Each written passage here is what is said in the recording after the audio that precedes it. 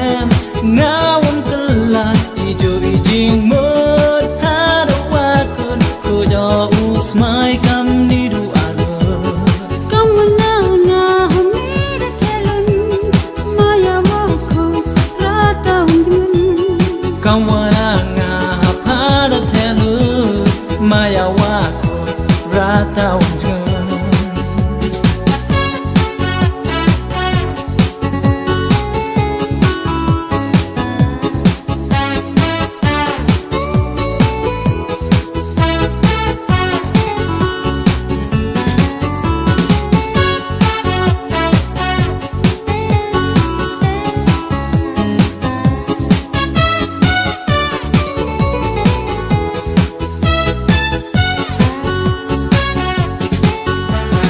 Wa hair wa per kan riano chit ngai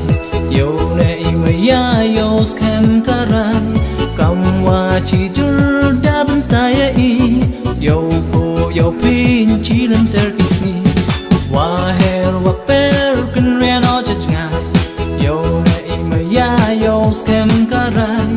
kam wa chi jur da ban tai ai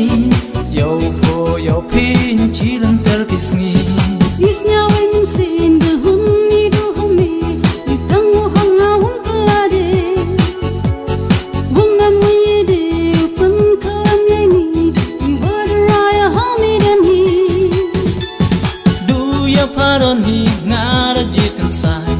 how do I could do ha parai kam yulti on do stan ado ko ro me am lang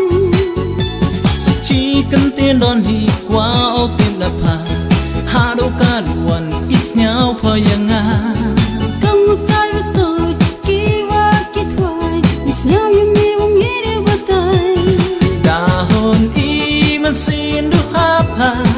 you tang was scam nga won tala i jo i jing mod ha đâu wa kun ko yo usmai kam ni du alo